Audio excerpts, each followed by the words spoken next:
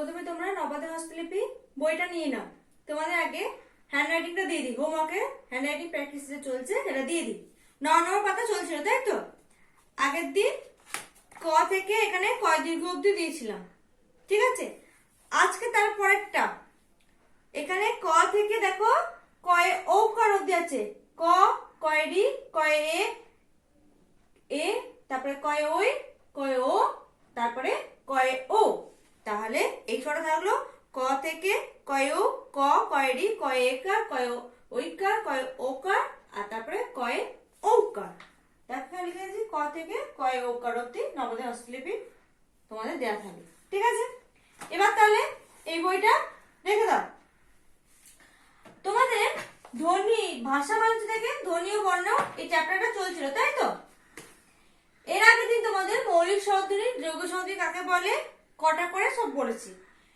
মৌলিক স্বরধ্বনি কি? যে স্বরধ্বনিগুলোকে বিশ্লেষণ করা যায় না, তাই তো?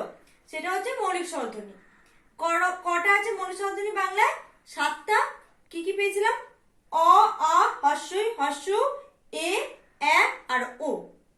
অ, আ, হস্যই, হস্য, এ, আর ও।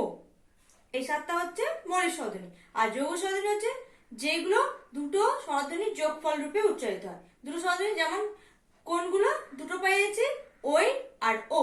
ওই উচ্চারণ করছি ও আর হস্যের যোগে, আর ওটা উচ্চারণ করছি ও আর হস্য, ঠিক আছে? তাহলে মৌখিক স্বরধ্বনি আর যৌগিক স্বরধ্বনি হয়ে গেছে। এরপর বলেছিলাম স্বরধ্বনিকে আরেকটা ভাগে ভাগ করা যায়। সেটা হচ্ছে উচ্চারণের সময়ের উপর নির্ভর করে। উচ্চারণ করতে কোনটা বেশি সময় লাগছে, কোনটা কম সময় লাগছে, এইভাবে দুটো ভাগ করা হয়, ঠিক আছে? এবার তাহলে তোমরা সবাই বোর্ডে দেখো। স্বরধ্বনিকে তাহলে উচ্চারণের সময় হিসাবে দুটো ভাগ কি কি পেলাম? একটা হ্রস্বস্বর, আরেকটা ভাগকে কি বলবো? দীর্ঘস্বর। হ্রস্বস্বর বানানটা দেখো, হয়ের ওপর দন্তস্বর বয়ের, দন্তস্বর বয়ের র, হ্রস্ব স্বর। আর দীর্ঘ স্বর আরেকটা ভাগ কি বানান? দীর্ঘি, ঘয়ের দন্তস্বর বয়ের র। এইটা আমি লিখেছি হ্রস্ব, হয়ের ওপর দন্তস্বর বয়। এই হ্রস্ব মানে অল্প, ঠিক আছে? মানে কম সময় যেটাতে লাগছে, যে বর্ণগুলো উচ্চারণ করতে কম সময় লাগছে, অল্প সময় লাগছে, সেইগুলোকে, সেই স্বরগুলো, সেই স্বরধ্বনিগুলো হচ্ছে হ্রস্বস্বর। আর দীর্ঘস্বর, দীর্ঘ মানে হচ্ছে অধিক, মানে যে স্বরধ্বনিগুলো উচ্চারণ করতে বেশি সময় লাগছে, ঠিক আছে? তাহলে দীর্ঘ মানে কি বললাম? অধিক। আর হ্রস্ব মানে কি পেলে? অল্প, ঠিক আছে? তাহলে হ্রস্বস্বর হচ্ছে যে স্বরধ্বনিগুলি উচ্চারণ করতে কম সময়ের প্রয়োজন হয়। কোনগুলো? অ, হস্যই, হ্রস্ব আর রি, এই চারটে। দেখো উচ্চারণ করছি অ, হ্রস্বই, দেখো উচ্চারণে বলছি হ্রস্বই। আর দীর্ঘ, এটা আলাদা উচ্চারণ হবে। দীর্ঘই, দীর্ঘ, তা উচ্চারণ করতে বেশি সময় লাগবে। আর যখন হ্রস্বই, হর্ষ, উচ্চারণ করতে কম সময়। দেখো উচ্চারণের ক্ষেত্রে হ্রস্বই, হর্ষ, আর দীর্ঘর ক্ষেত্রে দীর্ঘই, দীর্ঘ। উচ্চারণ দীর্ঘ আসে, উচ্চারণ করতে বেশি সময় লাগে। হ্রস্বই, তাহলে কি কি পেলাম হর্ষস্বরে? অ, হর্ষই, হর্ষ, রি, এই চারটে, যেগুলো, যে শব্দগুলো উচ্চারণ করতে কম সময় লাগে। আরেকটা কি ভাগ বললাম? দীর্ঘস্বর, যে স্বরধ্বনিগুলি উচ্চারণ করতে বেশি সময় লাগে।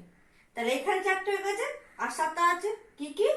আ, দীর্ঘ, দীর্ঘ, এ, ওই, ও। আ, দীর্ঘ, দীর্ঘ, এ, ওই, ও। 7টা, ঠিক আছে? তাহলে হ্রস্বস্বর বললাম যেটা উচ্চারণ করতে কম সময় লাগে, কোনগুলো? অ, হ্রস্বই, হর্ষ, রি। আর দীর্ঘস্বর, যে স্বরধ্বনিগুলো উচ্চারণ করতে বেশি সময় লাগে, কোনগুলো? আ, দীর্ঘই, দীর্ঘ, এ, ওই, ও। 7টা। এবার তোমরা তাহলে বইয়ে দেখো একটু, এখানে চলে আসো 9 নম্বর পাতা।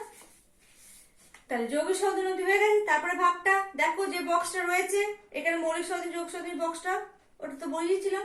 তারপরে চলে এসো, তাহলে এই বক্সের নিচে চলে এসো, এই বক্সটার নিচে উচ্চারণের সময় অনুসারে স্বরধ্বনিগুলিকে আবার দুভাগে ভাগ করা যায়। উচ্চারণের সময় অনুসারে স্বরধ্বনিগুলিকে আবার দুভাগে ভাগ করা যায়। কি কি? হ্রস্বস্বর, দীর্ঘস্বর। হয় রকম দন্তস্বর বয়ে, দন্তস্বর বয়ে র, হ্রস্বস্বর, দন্তস্বর। আর দীর্ঘস্বর বানানটা কি? দয় দীর্ঘি, ঘয় রে, দন্তস্বর বয়ে র, দীর্ঘ স্বর।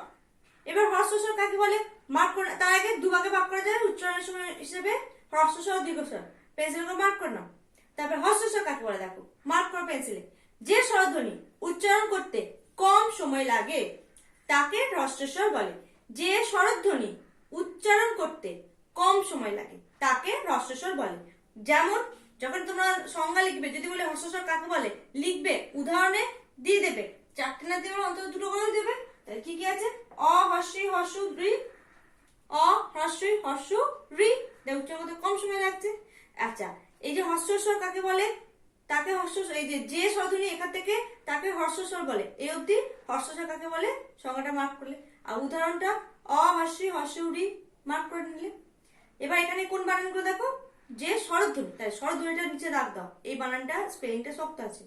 তারপরে উচ্চারণ, হস্য চয় চয় আকার র মতন উচ্চারণ, দাগ দিয়ে রাখো। আর হস্যস্বর এখানে দাগ দিয়ে রাখো এর তলাটায়। ঠিক আছে? এই বানানগুলো স্পেলিং গুলো একটু শক্ত আছে। হস্যস্বর আর স্বরধ্বনি সব বানানটা তো বলে দিচ্ছি আগে। এরপর দীর্ঘস্বর কাকে বলে? মার্ক করো। যে স্বরধ্বনি উচ্চারণ করতে একটু বেশি সময় লাগে তাকে দীর্ঘস্বর বলে। যে স্বরধ্বনি উচ্চারণ করতে একটু বেশি সময় লাগে, মার্ক করে নিলে যে স্বরধ্বনি থেকে দীর্ঘস্বর বলে অবধি। তাহলে যে স্বরধ্বনি উচ্চারণ করতে একটু বেশি সময় লাগে, দেখো যেমন উদাহরণে এখানে 7টা আছে, 2-3 করে দিলেই হবে। আর 7টা অবশ্যই মনে রাখবে। কোনগুলো? আ দীর্ঘ, দীর্ঘ, এ, ওই, ও, ও। দেখো অয়ের থেকে আ উচ্চারণ করতে বেশি, অ ছোট, আ বড়, হস্যই ছোট, দীর্ঘই বড়, হস্য ছোট, দীর্ঘ বড়, আর রি ছোট, এ ওই ও, এগুলো উচ্চারণ করতে দীর্ঘ সময় লাগছে।